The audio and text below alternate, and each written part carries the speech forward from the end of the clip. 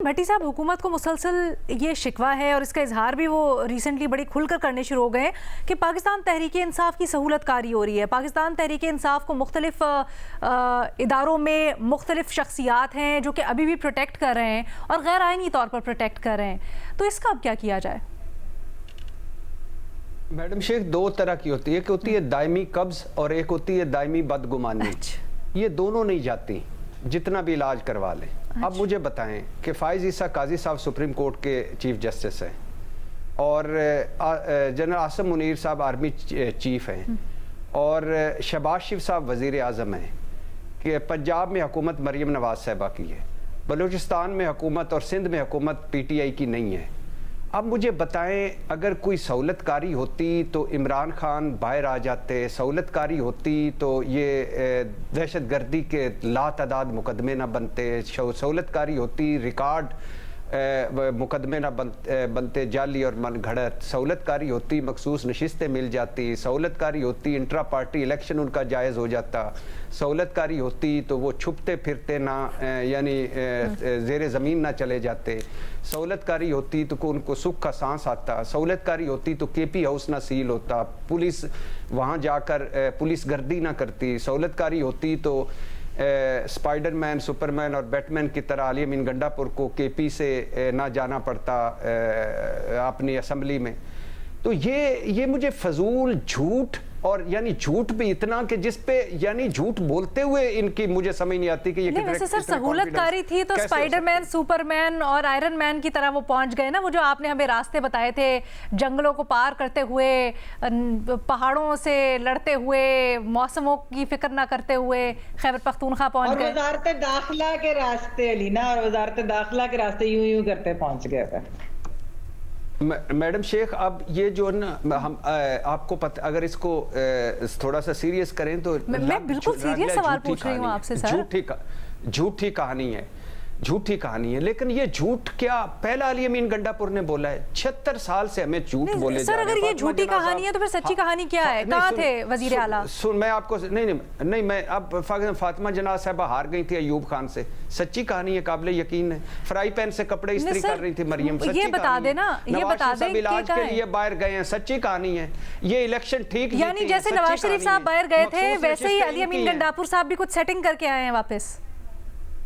जी मेरा छोड़ें, चलो मेरे तो 50 दलाइल हो सकते हैं, पाकिस्तान तहरीक इंसाफ कह रही है। अच्छा, बहुत सारी ऐसी बातें कर रही है। सर क्या सेटिंग हुई है वैसे?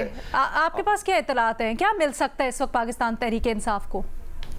मिलना मिलाना तो मुझे नहीं लगता कि कुछ मिले। तो क्या वापस लेके आए फिर आलिया मीन गंडापुर साहब, अगर सेटिंग हुई है तो? एक अपना जो ऊपर उन्होंने मफरल डाला हुआ था, अच्छा। और एक शलवार कमीज जिसमें ना मोबाइल था ना पर्स था। इसके अलावा तो मुझे लगता है KP हाउस सील करवा के चले गए, आज खुला है बड़ी मुश्किल से। तो फिर सर ये क्यों सब कह रहे हैं कि भाई उनकी बड़ी बात हो गई, बड़ी सेटिंग हो गई, बड़ी ये, फिर तो ये कुछ समझ नहीं आ रही ना। नहीं मैडम शेख, एक होती है सेटिंग के आलिया मीन गंडापुर, अगर फर्ज करते हैं आलिया मीन गंडापुर साहब वैसे नहीं गए जैसे वो बता रहे हैं और वैसे चले गए जैसे आप मुझसे उगलवाना चाहती हैं, तो अगर फर्ज करते हैं ये हो जाता है, लेकिन इसका फर्क इसका कोई पड़ेगा इमरान खान साहब पर, पाकिस्तान तहरीक इंसाफ पर नहीं पड़ेगा। मुझे लगता है अभी भी जीरो टॉलरेंस है, सख्त हो गया है काम मजीद, और मुझे नहीं लगता कि कुछ अगले आने वाले दिनों में ऐसा हो। हाँ, मजहर अब्बास साहब की इस बात को मैं वापस टॉपिक पे आते हुए जरूर अप्रिशिएट करूंगा कि आज जो KP में मंजर नजर आया, अच्छा लगा। देखिए, कुछ चीज़ें होती हैं जो मुल्क के से रिलेटेड होती हैं, मुल्क के होती हैं, उन पे हमें इकट्ठा होना चाहिए, बाकी हम सारा करते रहें। सर मैं ये बड़ी अच्छी बात है, मैं जरा इसके ऊपर भी वापस आती हूँ, लेकिन मैं पहले महमल से पूछना चाहती हूँ। महमल नहीं, अब मैं जरा सियासी अगर 2 जुमले। जी सर, ये सियासी था, मुआशी इस्तेकाम से सियासी था आएगा जी मुआशी इस्तेकाम से सियासी इस्तेकाम मुझे नहीं लगता कि आएगा। उसकी वजह यह है कि ये जो अब ये सियासी अदम इस्तेकाम नहीं है, ये अब जाती अदम इस्तेकाम हो गया है। चंद जातों की झूठी अनाएं और जिद्दें हो गई हैं, और जब तक आप 9 मई का फैसला नहीं करेंगे, इलेक्शन डाके का फैसला नहीं करेंगे, मुकदमों का फैसला नहीं करेंगे, पाकिस्तान तहरीक इंसाफ को सियासी स्पेस मिलनी है या नहीं मिलनी उसका फैसला नहीं करेंगे, ये जाती अदम इस्तेकाम ख़त्म नहीं होगा। अच्छा, इसके ऊपर हम आते हैं, बड़ी दिलचस्प बात है, लेकिन महमल क्या ये सिर्फ हुकूमत का फजूल का खौफ है कोई इसमें सब्सटेंस नहीं है, ये सहूलतकारी, ये जो बातें हैं जो बार बार हुकूमत दोहरा रही है और इसके लिए काउंटर मूव्स कर रही है अपने सर्वाइवल के लिए? देखिए लीना, कहीं ना कहीं से कुछ तो चीजें जो है वो बहुत रिपोर्ट्स भी आती हैं, लेकिन जाहिर बात स्पेकुलेशन के ऊपर है। इसका जो एविडेंस है ये तो हुकूमत को देना चाहिए। उनको, जैसा मैंने आपको पहले भी बताया था कि अदलिया से सहूलतकारी तो उनको उनकी जजमेंट्स के अंदर नजर आई है। उनको ये लगता है कि हमें यानी नून लीग या पीपल्स पार्टी को तो इस तरह का एक्स्ट्राऑर्डिनरी रिलीफ नहीं मिलता जो या मिलेगा जो पीटीआई को मिला है। तो खैर उसकी काफी कई वजह। क्या खाली सियासी इस्तेहकाम अगर इतना अच्छा परफॉर्म कर रही है, क्योंकि इस वक्त तो आपका मेरा सबका सबसे बड़ा मसला यही है ना कि मुल्क दिवालिया होने वाला था, हमारे देखें खर्चे कहां पर पहुंच गए हैं दूसरी तरफ, और इसमें अगर एक रे ऑफ शाइनिंग होप हमें मिली है इस हुकूमत की सूरत में, तो क्या ये खाली काफ़ी नहीं है इस हुकूमत को तक़वियत देने के लिए, या फिर इसको ज़रा कंफर्टेबल पोजीशन में डालने के लिए? देखिए लीना, जो मैंने आपको पहले बात की ना कि देखिए तरक्की की तरफ नहीं अभी हम गए, यानी ग्रोथ की तरफ नहीं, एक स्टेबिलिटी यानी कि इस्तेकाम है। लेकिन असल जो आपकी चीज होती है जिससे आपके बेहतरी आती है वो तो ये कि आप तरक्की की तरफ, आप ग्रोथ की तरफ जाए।